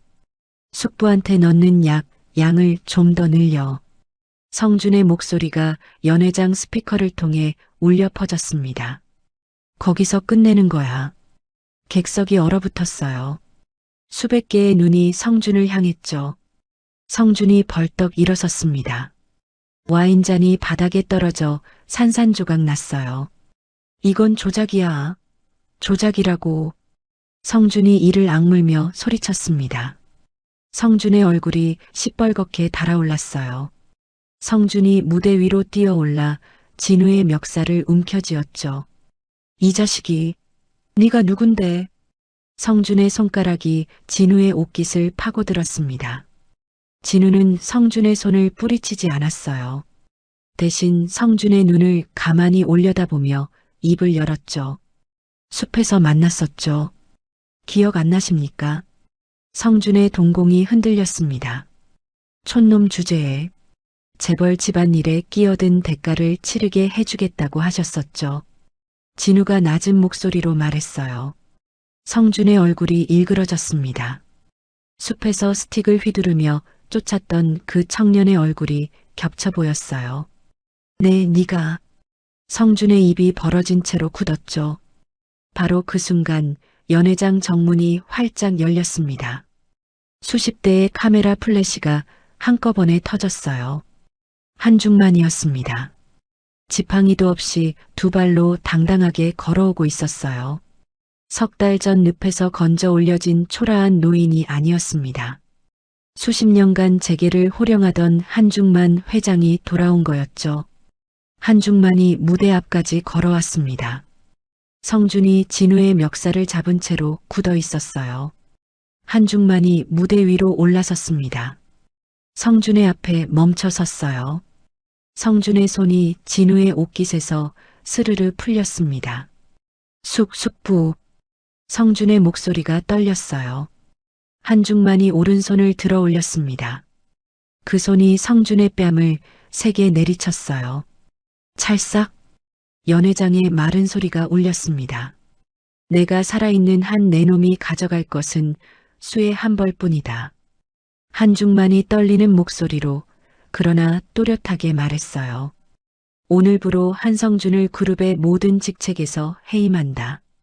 한중만이 객석을 향해 선언했죠. 성준의 다리가 풀리며 한쪽 무릎이 무대 바닥에 닿았습니다. 연회장 뒤편문이 열리며 검찰 수사관 6명이 들어왔어요. 한성준 씨 살인미수, 횡령, 방화 및 환경범죄 혐의로 체포합니다. 수사관이 영장을 펼쳐 보이며 성준의 팔을 잡았죠. 이건 내 회사다. 내 회사라고. 성준이 발버둥 치며 소리쳤어요.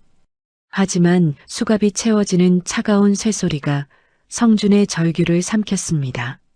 수사관들이 성준을 끌고 연회장 밖으로 나갔어요. 성준의 비명이 복도 끝까지 울리다가 점점 작아졌죠. 연회장 안이 조용해졌습니다. 진우가 무대 아래로 내려왔어요. 서윤이 조종실에서 나와 진우에게 다가왔죠. 다 찍었어. 서윤이 카메라를 들어 보이며 말했습니다. 진우가 서윤을 바라보았어요. 서윤도 진우를 바라보았죠. 두 사람의 입가에 같은 미소가 번졌습니다. 한중만이 무대 위에서 두 사람을 내려다보고 있었어요. 한중만의 눈가에 주름이 깊게 잡히며 고개를 천천히 끄덕였습니다. 성준이 구치소 독방에서 바닥에 드러누운 채 천장을 노려보고 있었습니다. 수갑 자국이 남은 손목을 문질러대던 성준의 눈동자가 갑자기 또렷해졌어요. 간수. 성준이 벌떡 일어나 철창을 두 손으로 움켜쥐며 소리쳤죠. 배가 성준이 배를 움켜쥐고 바닥에 쓰러졌습니다. 입에서 거품을 물고 온몸을 뒤틀었어요. 간수가 달려왔죠. 의무실 연락해. 성준이 들것에 실려 병원으로 이송되었습니다. 호송차가 병원 지하 주차장에 멈추고 수사관 2명이 성준의 양팔을 잡고 응급실로 들어갔어요. 응급실 복도에서 성준이 갑자기 몸을 일으켰습니다. 성준의 얼굴에서 고통의 흔적이 싹 사라졌어요. 지금이야. 성준이 낮게 내뱉었죠. 복도 끝에서 대기하던 건장한 사내 셋이 수사관들에게 달려들었습니다. 수사관들이 바닥에 쓰러지는 사이 성준은 사내가 건넨 점퍼를 걸치고 병원 뒷문으로 빠져나갔어요. 주차장에 검은 승합차가 시동을 걸고 기다리고 있었죠. 성준이 뒷좌석에 올라타며 문을 닫았습니다. 어디로 갈까요? 운전석의 사내가 물었어요. 진우 연구실. 성준의 눈이 어둠 속에서 차갑게 빛났습니다. 같은 시각 진우의 연구실에서는 서윤이 혼자 남아 사진 파일을 정리하고 있었어요. 진우는 최 변호사와 함께 법원에 제출할 서류를 준비하러 나간 뒤였죠. 연구실 안에는 진우가 숲에서 가져온 식물 표본들과 현미경, 그리고 벽면 가득 붙은 연구 자료가 빼곡했습니다. 서윤이 노트북 화면을 넘기다 고개를 들었어요. 창밖에 검은 승합차가 멈춰 서는 것이 보였죠. 서윤의 손가락이 멈추었습니다. 쾅! 연구실 문이 안쪽으로 걷어차여 열렸어요. 성준이 점퍼 모자를 눌러 쓴 채 들어섰습니다. 뒤에 사내 2명이 따랐죠. 서윤이 의자에서 벌떡 일어났어요. 너. 성준이 서윤을 가리키며 웃었습니다. 감옥에서 며칠 만에 빠져나온 얼굴은 핏기가 없었지만 눈에는 도끼가 가득 차 있었어요. 카메라 들고 쫓아다니던 년이 여기 있었네. 성준이 연구실 안을 둘러보며 한 걸음 다가왔죠. 서윤이 뒷걸음질 쳤습니다. 책상 위에 전화기에 손을 뻗었지만 사내 하나가 먼저 전화기를 낚아채 바닥에 내던졌어요. 끌어. 성준이 턱짓했습니다. 사내들이 서윤의 팔을 잡았어요. 서윤이 발버둥 쳤지만 건장한 두 사내의 힘을 당해낼 수 없었죠. 나, 놓으라고. 서윤이 소리쳤습니다. 성준이 서윤의 턱을 손가락으로 들어 올리며 얼굴을 가까이 들이밀었어요. 진우한테 전화해. 모든 증거 자료를 가지고 와라. 안 그러면 네가 죽는다. 그렇게. 성준의 입꼬리가 올라갔죠. 서윤이 이를 악물었습니다.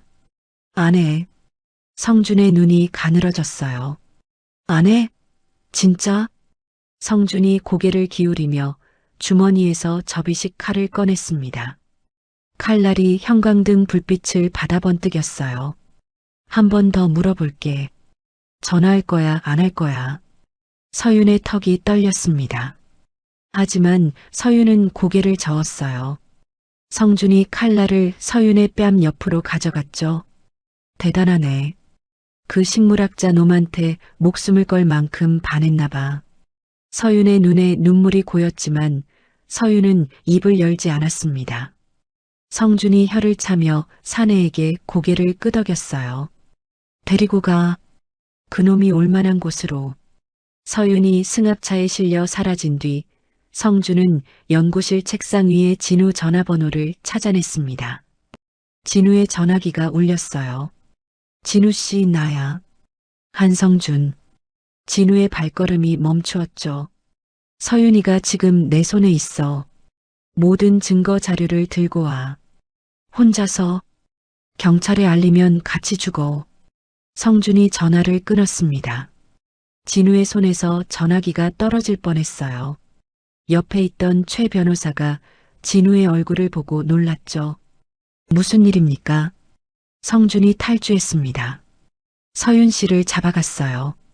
진우의 목소리가 떨렸지만 눈빛만은 흔들리지 않았습니다. 경찰에 신고해야. 안 됩니다. 서윤 씨가 위험해요. 진우가 최 변호사의 말을 끊었어요. 진우는 전화기를 들어 강 노인에게 연락했습니다. 어르신, 접니다. 성준이가 서윤 씨를 잡아갔습니다. 숲 근처 매립지로 간 것 같습니다. 매립지? 그 독한 쓰레기 묻은 곳 말이냐?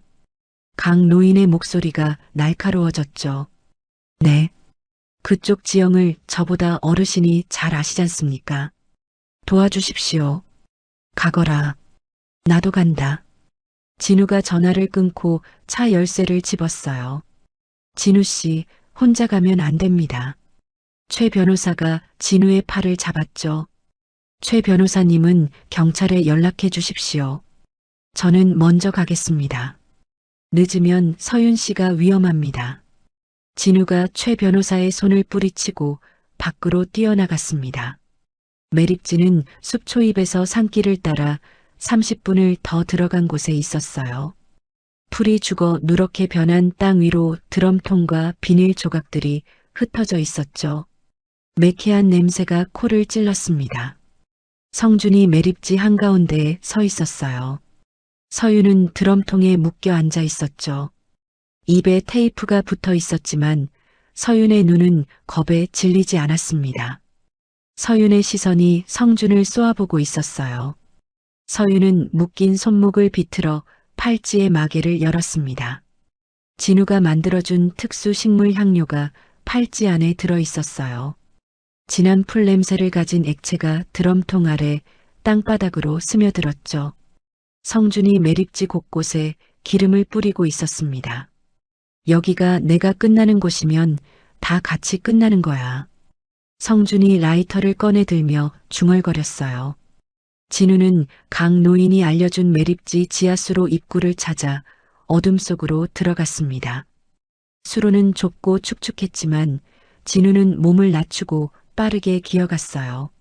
수로 끝에서 올라오자 성준의 등 뒤편 드럼통 더미 사이였죠. 바람에 실려오는 풀 냄새가 코를 건드렸습니다. 서윤 씨 향료다. 진우가 냄새를 따라 고개를 돌렸어요. 서윤이 묶여있는 곳이 보였습니다. 진우는 숨을 죽이고 드럼통 사이를 기어갔어요. 성준이 라이터를 켜려 엄지손가락에 힘을 주었습니다. 멈춰요. 진우가 드럼통 뒤에서 벌떡 일어서며 소리쳤어요. 성준이 몸을 돌렸죠. 왔네. 성준이 웃었습니다. 불 붙이면 당신도 죽습니다. 이 매립지 땅속에서 독한 가스가 올라오고 있어요. 여기서 불꽃 하나 튀는 순간 이 일대가 전부 날아갑니다. 진우가 한 발 다가서며 말했어요. 성준의 웃음이 멈추었습니다. 거짓말 마. 겁주려고 하는 거잖아. 거짓말이 아닙니다. 코로 맡아보세요. 이 냄새가 그 가스예요. 성준이 코를 킁킁거렸어요. 매캐하고 달큼한 냄새가 확실히 코를 찔렀죠. 성준의 얼굴에 불안이 스쳤습니다. 진우가 그 틈을 놓치지 않았어요. 진우는 매립지에 오기 전에 준비해둔 소화분말 주머니를 품에서 꺼내 성준의 발밑에 던졌습니다. 하얀 가루가 퍼지며 성준의 시야를 가렸죠. 성준이 라이터를 켰지만 습한 가스와 소화분말이 뒤섞인 공기 속에서 불꽃이 살아나지 못했어요. 안 켜져. 왜 안 켜져? 성준이 라이터를 연거푸 튕겼지만 소용없었죠. 진우가 달려들어 서윤의 결박을 풀었습니다. 서윤이 입에 테이프를 뜯어내며 숨을 몰아쉬었어요. 서윤 씨, 괜찮아? 괜찮아. 빨리 여기서 나가자. 성준이 라이터를 내던지고 품에서 칼을 꺼내 들었습니다. 아무데도 못 가. 성준이 칼을 휘두르며 진우에게 달려들었어요. 진우가 서윤을 뒤로 밀치고 성준과 맞섰습니다. 칼날이 진우의 팔을 스쳤어요. 진우가 이를 악물고 성준의 칼을 쥔 손목을 잡았죠. 두 사람이 뒤엉켜 매립지 바닥을 뒹굴었습니다. 진흙과 기름이 뒤범벅된 땅 위에서 진우와 성준의 몸이 엉켰다 풀렸다를 반복했어요. 진우가 성준의 손목을 비틀어 칼을 떨어뜨렸죠. 성준이 주먹으로 진우의 턱을 가격했습니다. 진우가 고개를 돌리며 버텼어요. 왜 이렇게 즐긴 거야? 풀이나 뜯던 놈이. 성준이 진우의 목을 잡으며 으르렁거렸죠. 진우가 성준의 손을 뿌리치고 무릎으로 성준의 배를 가격했습니다. 성준이 헛구역질을 하며 뒤로 비틀거렸어요. 성준의 발이 기름에 젖은 진흙 위에서 미끄러졌죠. 몸이 뒤로 휘청거리며 검은 수렁 쪽으로 밀려났습니다. 매립지 한쪽에 폐기물이 녹아내려 만들어진 검은 진흙 웅덩이가 있었어요. 성준의 등이 그 수렁 가장자리에 닿았죠. 진흙이 성준의 발목을 잡았습니다. 뭐야 이게. 성준이 발을 빼려 했지만 진흙이 종아리까지 빨아들였어요. 안 돼. 빠진다. 빠져. 성준이 팔을 허우적거리며 비명을 질렀죠. 석 달 전 한중만이 늪에서 질렀던 비명과 같은 소리였습니다. 진우가 서윤의 팔을 잡고 수렁에서 물러나며 성준을 내려다보았어요. 당신이 이 땅에 묻은 독이 당신을 잡아먹고 있는 겁니다. 진우의 목소리는 차가웠습니다. 살려줘. 제발. 성준이 허리까지 빠지며 두 팔을 내저었어요. 진우는 돌아서서 서윤의 손을 잡고 걸었습니다. 한 발자국도 되돌아가지 않았죠. 매립지 입구에 경찰차 서너 대가 들이닥쳤어요. 강 노인이 경찰을 이끌고 온 거였습니다. 경찰이 수렁에 빠진 성준을 밧줄로 끌어올렸어요. 검은 진흙이 온몸에 들러붙은 성준의 모습은 처참했죠. 수갑이 다시 채워졌습니다. 성준은 경찰차에 실리면서도 진우를 노려보았어요. 끝난 줄 알아? 안 끝나. 성준의 외침에 진우는 고개조차 돌리지 않았습니다. 서윤이 진우의 품에 얼굴을 묻었어요. 서윤의 어깨가 떨리고 있었죠. 참고 있던 것이 한꺼번에 쏟아져 나오는 떨림이었습니다. 진우가 서윤의 등을 감싸 안았어요. 끝났어. 이제 끝났어. 진우가 서윤의 머리 위로 낮게 속삭였습니다. 서윤이 고개를 들어 진우의 얼굴을 올려다보았어요. 진우의 팔에서 피가 흘러 소매를 적시고 있었죠. 팔에 피나고 있어. 괜찮아. 긁힌 거야. 진우가 웃으며 대답했습니다. 서윤이 자기 소매를 뜯어 진우의 팔에 감았어요.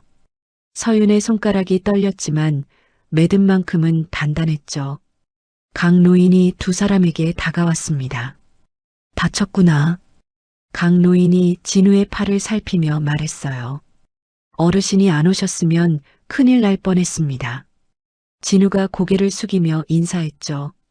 경찰한테 연락은 그 안경잡이 변호사가 했어. 나는 길만 안내한 거야. 강 노인이 퉁명스럽게 말하며 고개를 돌렸습니다.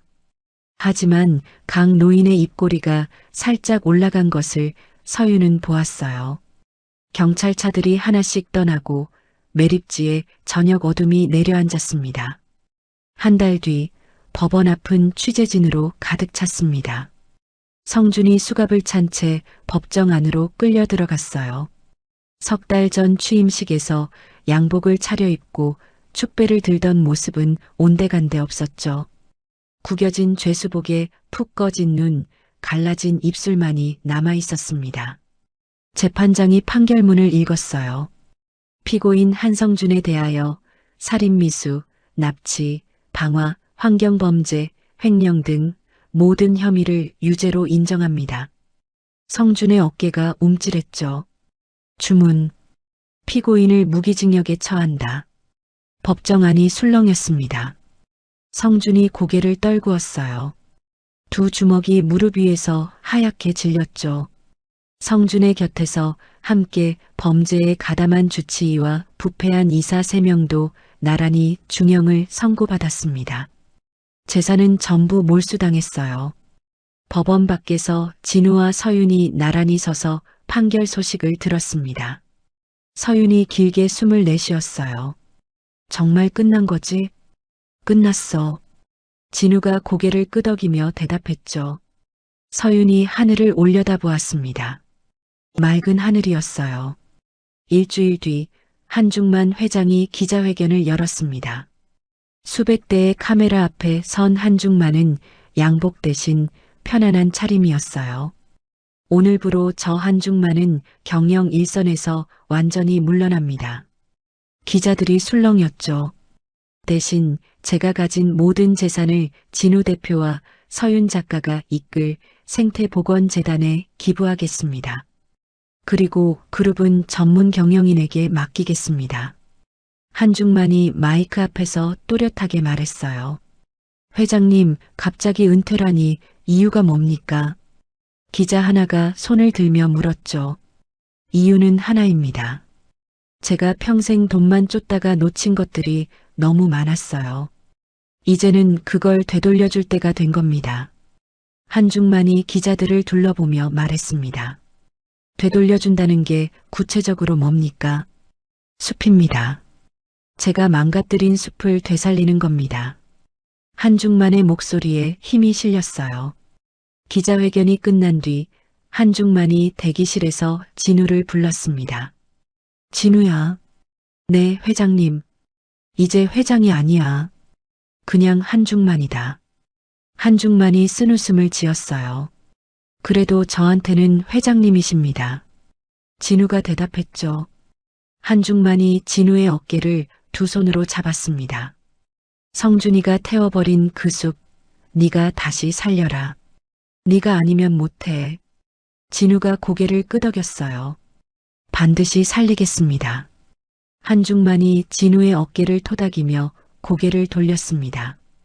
한중만의 눈가가 젖어 있었지만 아무도 그것을 입 밖에 내지 않았죠. 2달 뒤 성준이 불을 질러 잿더미가 되었던 숲에 사람들이 모여들었습니다. 진우가 직접 설계한 복원 계획에 따라 숲에 원래 나무들과 같은 종류의 묘목들이 하나씩 심어지기 시작했어요. 진우가 삽을 들고 첫 번째 묘목을 심었습니다. 이게 뭔 나무야? 강노인이 진우 옆에서 팔짱을 끼고 물었어요. 주목이에요. 어르신, 제가 처음 회장님을 늪에서 끌어올릴 때 잡았던 나무가 주목이었거든요. 진우가 묘목 주위의 흙을 다독이며 대답했죠. 흥? 그래서 첫 나무가 주목이라는 거냐? 강노인이 코웃음을 쳤지만 그 옆에 쪼그려 앉아 묘목 뿌리에 흙을 덮어주었어요. 서윤이 카메라를 들고 그 모습을 찍었습니다. 서윤의 사진집 제목은 이미 정해져 있었어요. 늪에서 피어난 기적. 서윤은 숲이 불타던 날부터 묘목이 심어지는 오늘까지의 모든 순간을 한 장 한 장 담아왔죠.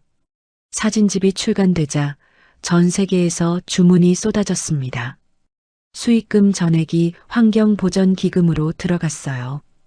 가을이 되던 날 숲속에 복원된 오두막 앞마당에서 작은 결혼식이 열렸습니다. 진우가 하얀 셔츠에 감색 조끼를 입고 오두막 문 앞에 서 있었어요. 서윤이 들꽃으로 만든 화관을 쓰고 나뭇잎이 깔린 길을 걸어왔죠. 하객은 많지 않았습니다. 한중만이 나무 의자에 앉아 두 사람을 바라보고 있었어요. 강노인이 그 옆에 팔짱을 낀 채 서 있었죠.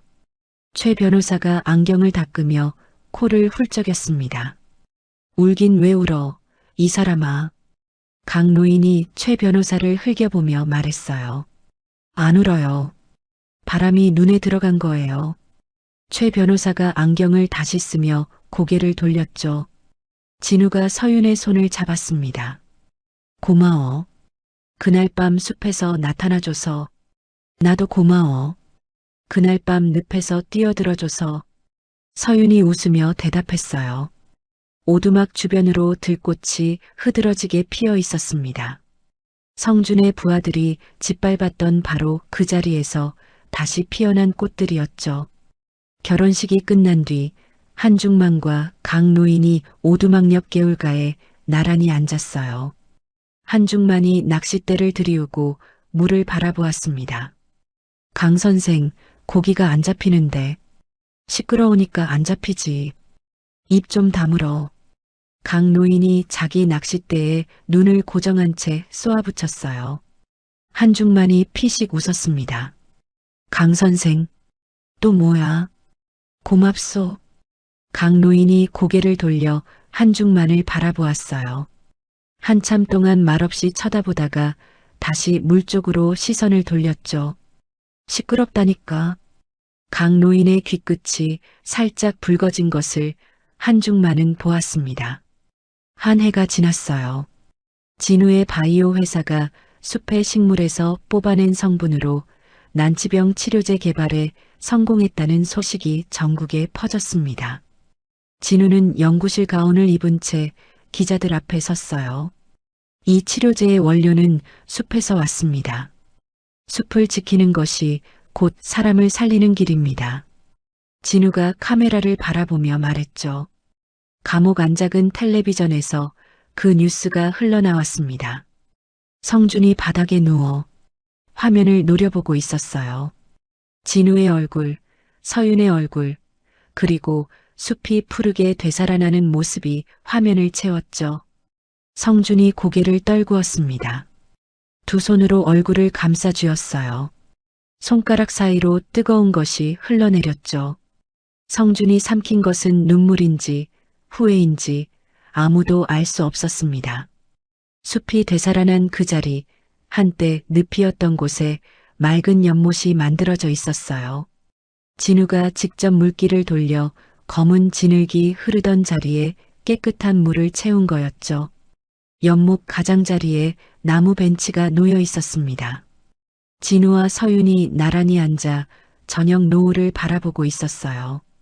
진우 씨, 응, 저 노을 좀 봐. 사진 찍어야 하는데 그냥 보고 싶다. 서윤이 무릎 위에 카메라를 내려놓으며 말했죠. 진우가 서윤의 손을 잡았습니다.